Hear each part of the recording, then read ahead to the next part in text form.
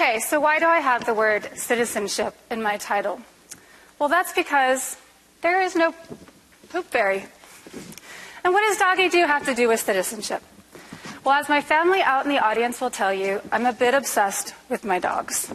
But I've learned a lot about citizenship from dog ownership. Good citizenship often means doing something you don't necessarily want to do, like picking up after your dog, because it's for the good of your community and probably even the good of the world. If you are a canine good citizen, you, the dog owner, have to sign a pledge. You have to promise not only to pick up after your dog, but to understand that owning a dog is a commitment in time and caring. So why citizen educator? Well, just like a canine good citizen, a citizen educator has to make a commitment in time and caring, and sometimes to doing things you just don't want to do. So ask yourself, are my students learning because of me or in spite of me? We've all taken a class where, despite our professor's best efforts, we still passed. Now, that might be an acceptable thing for an experienced upperclassman, but what about those students who have just made a big decision to leave home for the first time, or to change careers, or to add being a student to being a full-time parent, or to being a full-time employee and a parent? Here we go. So why does it matter? Well, as of 2015, K-State had a retention rate of 85% from the first year of college to the second. It's been steadily increasing over the past decade, and that's a really good thing. And it represents the highest retention rate in Kansas. But it does not compare with the top 10 or even the top 50 universities in freshman retention. And losing students is expensive. It costs more to recruit a replacement than it does to keep the ones we already have. Now, I am not advocating that we give our students a pass in our courses just to get their behinds in our seats. But I want to remind myself and you that many of our students face some pretty big challenges that may impair their success and thus their ability to pay our salaries.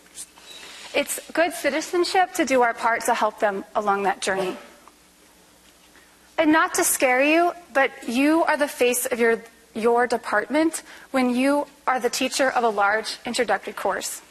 Your class is potentially a recruiting ground for new majors. There are 500 students this semester who, for better or for worse, associate me with the Department of Food, Nutrition, Dietetics, and Health. So you're a citizen in your department as well. But as an educator of a large introductory course, how do we promote student retention without compromising academic integrity? I am by no means the last word in online education. The things I'm sharing with you today are things that seem to work for me in my courses. My first piece of advice is let the pedagogy drive the choice of technology tools. It's easy to get attracted to the fun apps and tools and tricks available for teaching. But if it does not help we, the student, cross the finish line, we're not going to pay attention to it. My second piece of advice is learn to use your tools. Technology is the amplifier of human processes. If the underlying process is inefficient, technology is only going to make it worse. Take advantages of the services that our own K-State iTech offers to help you learn the technologies. Because if you do not know how to use your tools, your students, and even the digital natives, definitely will not. This brings me to my next recommendation. Help your students to use the tools. For example, I record videos about how to do a particular assignment, how to upload files, or even just how to get around my course. I take screenshots and I highlight them using the Paint program to show things that students might find confusing. And while I know that there are pre-made sources already, I like to show my students around personally. An organized course website will go a long way to helping your students succeed. Now, I will freely admit that I still have students who cannot figure out what's going on in my course, no matter how organized I am. But learning to use your tools will help. Check out the resources available from Global Campus, and because they really helped me develop a more effective course format. And like Dr. Yarrow said, communicate with your students and encourage your students to communicate with each other. I use some of the functions in gradebook to alert my students that an assignment's coming.